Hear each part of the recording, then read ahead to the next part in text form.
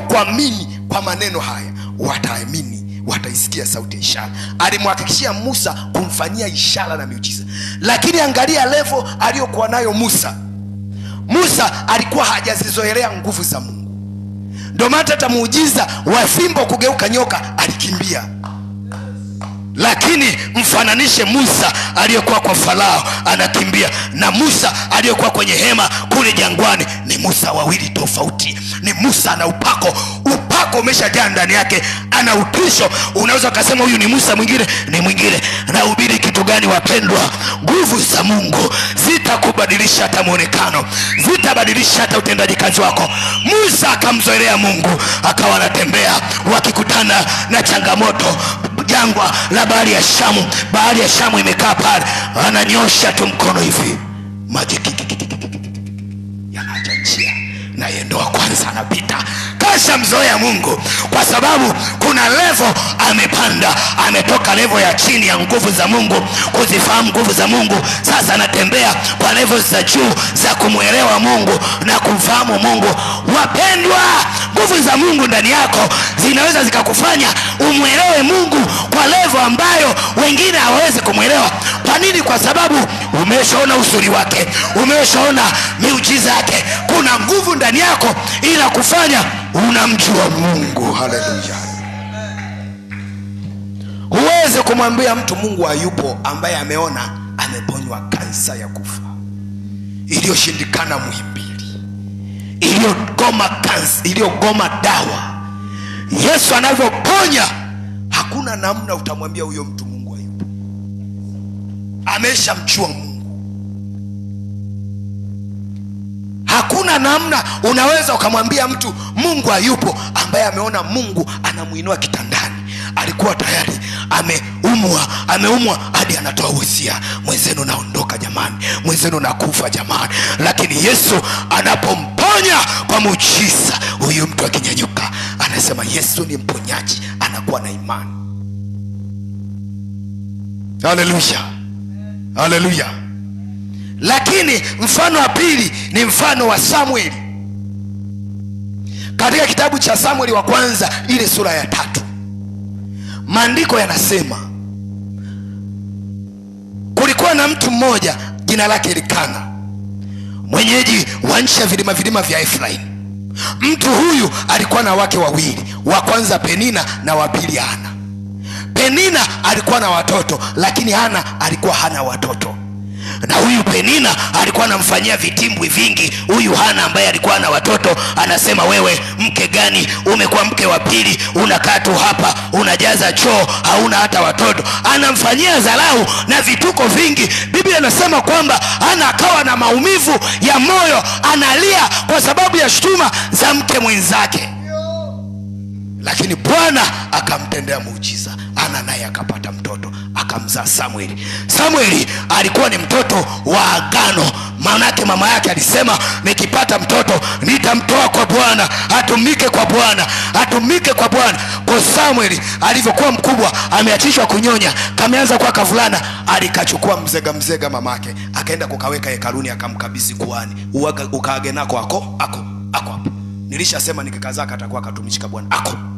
Yeye akaondoka zake, amekaacha pale kwa kuhani Eli. Kuhani Eli akaanza kuishi na Samueli. Samueli akiwa mtoto mdogo, kiwango cha nguvu na chenye bado kidogo, Mungu alimtokea Samueli, akamwita Samueli. Samueli anaamka usiku, anakimbia kwa babake wa kiroho Eli. Anena, baba umeniita? Eli anasema, sijakuita mwanangu, nenda kalale. Na muujiza wa ajabu ni kwamba Samueli alikuwa analala hekaluni. Maisha yake alikuwa ni hekaluni. Akalala, Mungu akamuita tena, Samueli. Samueli akatoka. Samueli akatoka mbio, ameenda kwa babake. Kwa umeniita baba? Eli akasema, hapana, sijakuita, nenda kalale. Akaenda akalala. Mungu akamwita tena, Samueli. Samueli akaenda kwa babake wa kiroho, baba umeniita? Biblia inasema kwamba kuhani Eli akajua ya kuwa anayemwita ni Bwana. Kwa alimsaidia Samueli kutafsiri sauti ya Mungu. ingawa Samueli alikuwa ameitwa kwenye huduma ya kinabii. Huduma ya kinabii inajengwa katika msingi wa kusikia sauti ya Mungu. Unapokuwa mtu nabii, anapojiita nabii, ujue anakuwa na uwezo wa kusikia kitu ambacho Mungu anakisema na kuja kukitafsiri kwetu kutuletea sisi. Lakini Samueli alikuwa hajaijua bado sauti ya Mungu. Eli akamwambia, akikuita tena saizi, itika, sema nena Bwana, kwa kuwa mtumishi wako anasikia. Mungu akarudia, Samueli akaitika, nena Bwana, kwa kuwa mtumishi wako anasikia. Ndipo Mungu akaanza kuzungumza na Samueli. Samueli alikuwa na kiwango kidogo cha nguvu, uwezo, kina chake, level yake ya kutumia ilikuwa bado iko chini. Kwa kuna vitu hata vya kimungu alikuwa havielewi.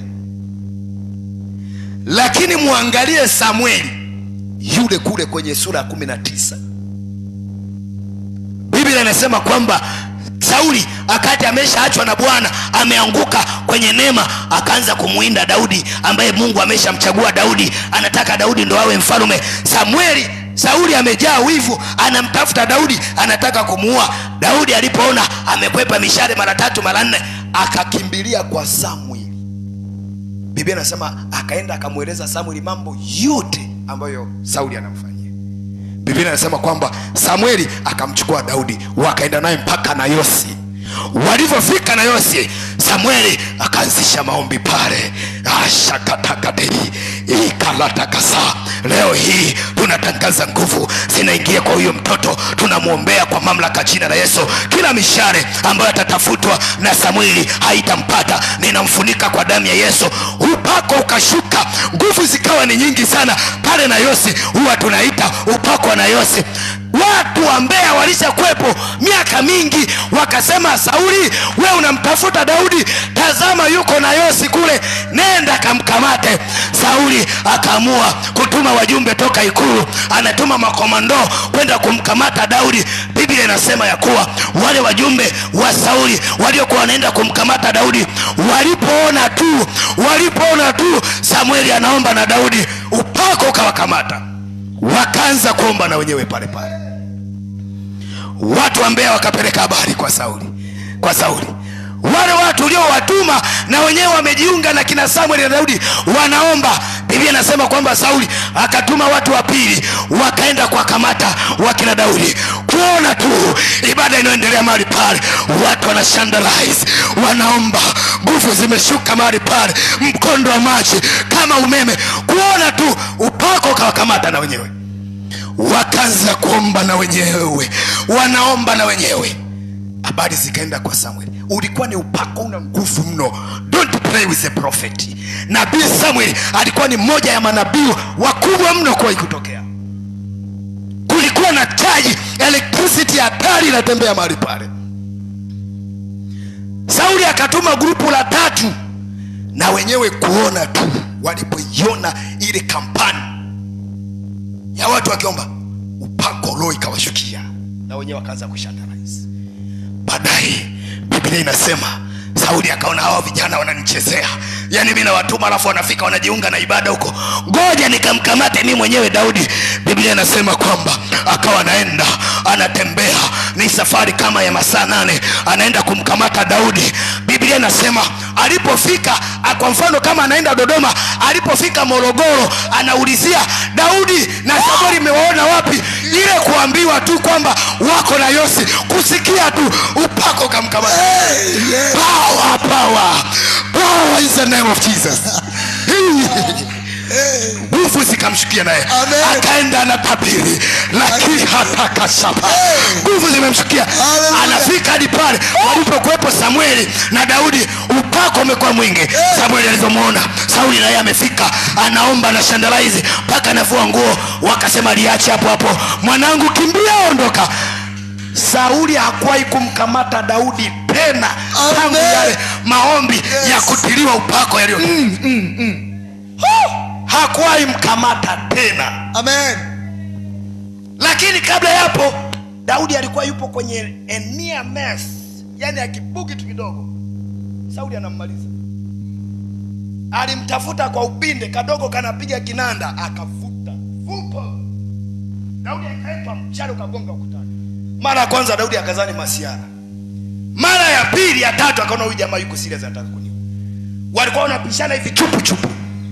Lakini tangu maombi ya ile Samueli wa kwanza sura 19, kaangalie pale, unaitwa upako na Yosi ulitembea pale.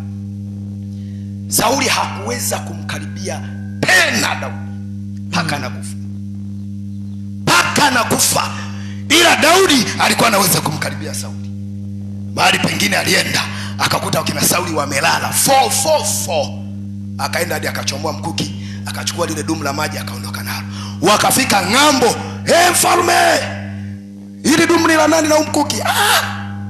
Sauli akajua kumbe huyu dogo alikuja hadi nilipolala amechukua nigudulia. Si angeweza kunimaliza. Akasema mwanangu, ugomvi umeisha, sitakutafuta tena mwanangu. Umeisha. Akirudi wambea wanamchochea tena Sauli. Wanamwambia huyu dogo ukikana hivi vibaya huyu atanyang'anya kiti chako huyu. Maliza. Sauli analianzisha tena.